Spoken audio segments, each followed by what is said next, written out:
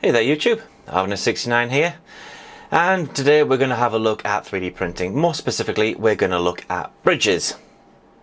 No, not those bridges, but bridges in 3D printing. Now, what are bridges in 3D printing? It is basically where a print will span from one space to another space over a void and bridge the gap. Now, I did have bridging working on my printer perfectly fine, but unfortunately I didn't understand how bridging worked and how these settings affected bridging. So what's the best way to test something? You break it. So that's exactly what I did. I broke my bridging settings on my printer using Simplify 3D, and I'd figured I'd bring you people along for the ride to see how we fix it and what all these settings mean. So let's dive straight in and have a look at what we're going to be doing. So the models I'll be using are on Thingiverse. They're not created by me, they are by somebody else, so I'll link the descriptions down below. Please, if you want to do this bridging test yourself, check out the details down below, download the same model and throw some love towards the creator, because these are not my models, they are somebody else's.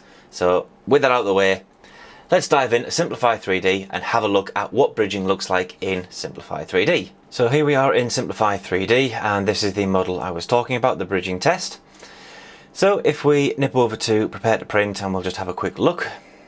If we spin the model around and have a look underneath, you can see there is a gap under here, and this is the bridging section. So we've got one column here, another column there, and this bridges both sides.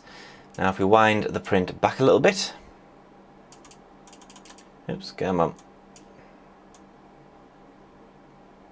There we go. We'll see there that the colour changes to yellow. If we look at the side, yellow is for bridging, and these are the bridging sections, whereby the filament extrudes, goes from one side to the other with no support underneath. So, to test the bridging settings, we decided to break them. So let's have a look at the actual settings and what we broke. So in the other tab of the settings, we're looking at the extra infill distance, the bridging extrusion multiplier, and the bridging speed multiplier. Now what I did to start with was reduce these to the lowest settings I could think I would get away with the print still, but know that bridging would be broken. So we started off with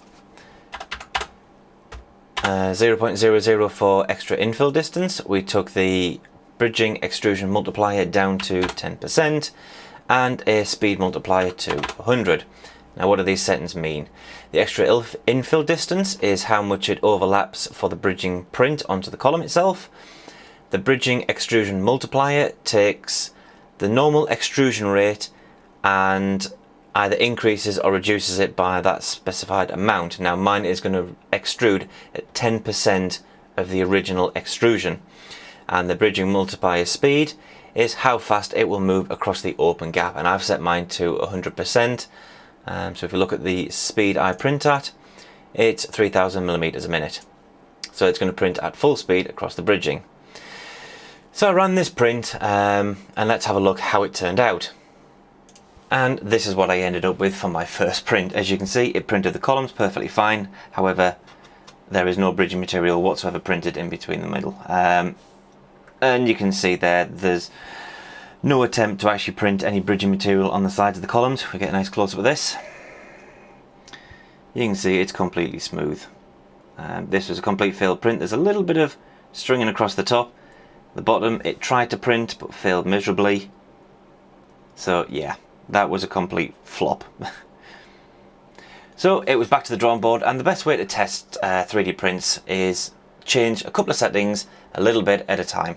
So let's jump back to Simplify 3D and have a look at what we tweaked. So as we saw in the first print, hardly anything extruded at all. So the next thing to do is change one setting, and that would be the extrusion multiplier up to 20%, save the settings and run the print again to see what we get this time. So as we can see from the second print we've just done, the first few layers of the bridging work successfully, but as it gets higher and higher in the model, you can see that the filament starts to droop and doesn't actually connect all the way across. Now this to me tells me that it is still under extruding and the speed is slightly too high, so we need to increase the extrusion multiplier but decrease the actual speed it prints at across the bridging areas. So we'll change those settings in Simplify 3D and we'll run another print. Remember, change the settings only by 10 or 5 each time and run another print. Yes, it's time consuming, but it's the best way to dial your settings in. So let's have a look at the next print and see what we got. So as you can see on the third print here, it's looking a lot better. The first few layers, in fact halfway up the print, it's starting to bridge, we can see that, but it's still not quite right. And to me, it's still under extruding and it's still moving a little bit too fast. We've got a lot of string, we've got a lot of gapping, and it's not completing the layers properly. So it does get tedious, it does get monotonous going back to Simplify 3D or your slicing software and changing the settings a little bit, but it does help dial your settings in and you will get better prints. So let's increase the extrusion multiplier again and decrease the speed, and let's have another look at what we get for the fourth print. Right, as you can see, the fourth print is a lot better than the previous prints. Now what I did on this one was I only changed one variable, and that was the extrusion multiplier up to 50%. I left the speed as it was, and as we can see, it's actually completed most of the bridging sections. It's not perfect, it doesn't look very good, and if we flip the model over and have a look at the back, we can see the bridging sections are very, very droopy. It hasn't been a successful print on the underside. The top may look passable, but not by all means the best quality we can get. So to me, this tells me that because there's a lot of drooping, etc., the filament is not having enough time to cool down, so we need to slow down the prints even further. So let's change the speed down a little bit further, and we're going to increase the extrusion multiplier by a small amount and have a look at the next print. So at this point, we've got the extrusion multiplier at 70% and the speed is down to 60%. And as you can see, the bridges are starting to be well formed. We can see the top layers are actually producing proper top layers on these prints. However, underside, you can still see there is some sort of under extrusion, there is some sort of drooping on the filament, and it is not connecting properly. So to me, that tells me that the extrusion multiplier is pretty much dialed in at this point. It is just down to the speed. It's still going too fast. So we need to drop the speed a little bit further. I'll probably increase the extrusion multiplier. Right, so I'm going to take the bridging extrusion multiplier up to 90 to hopefully help fill in these top layers, etc., and get this working correctly. And I'm going to reduce the speed right down to 50%. And we'll test these settings, we'll run another print, and we'll see how it goes. So as we can see in this next print, the top layers are looking almost perfect. However, if we flip the model over and have a look at the bottom of it, you can see there are parts of the underside of the bridging, the first few layers that occur, that didn't quite connect and didn't quite harden in time, so we've got bits of filament that do droop down. Now while this can be acceptable if it's going to be on the inside of a model and maybe not seen very well, you can trim this up with flush cuts, etc., and get it cleaned up a little bit, but I'm sure we can improve this. So let's go back to the drawing board again and change the settings, and we'll see what we can do. So this is the final print I ended up with, and we're running at extrusion multiplier of 100% with the bridging speed down at 40%, and I also tweaked the extra infill distance to 10% to allow the bridging to connect a little bit better on the edge of the models. Now as we can see, the top layers look very, very good on this one. It's almost perfect. If you flip over to the underside, we can see there is a small amount of filament that didn't connect, but that can be easily trimmed. Now I will admit that I have tried to tweak these settings a little bit further, but this is the best I've been able to achieve with my printer so far. And to me, I am more than happy with these settings for the bridging for my printer. This is what I originally had to start with. So there we go. That is the settings for Simplify 3D for mine.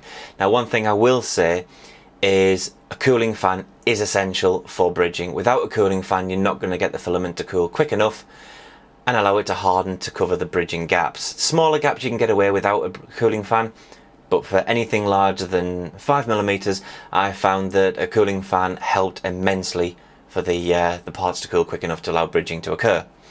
Now while I know this is not the most interesting subject for 3D printing, it is something that you are going to come across a lot on your models that you are printing. There's a lot of times I've pulled models up and noticed when I've run it through the slicer that there are yellow sections on it, meaning there are bridging, and without the correct settings it's not going to work properly. Yes, you can put supports in, but it is not always feasible to put support on some of the models for when you're running these prints. So there we are. That is my final model for bridging with the settings that we had there. I'll flash them up on the screen again for you right now. Boom! So there we are. Do me a favour, If you found this video of use, or you want me to produce more videos like this for the CTC 3D printer, please smack that thumbs up or the thumbs down button, but please leave me comments below and let me know what you thought of this video. And if you can mash that subscribe button and subscribe to the channel, it helps out immensely. Until next time, happy bridging and take care.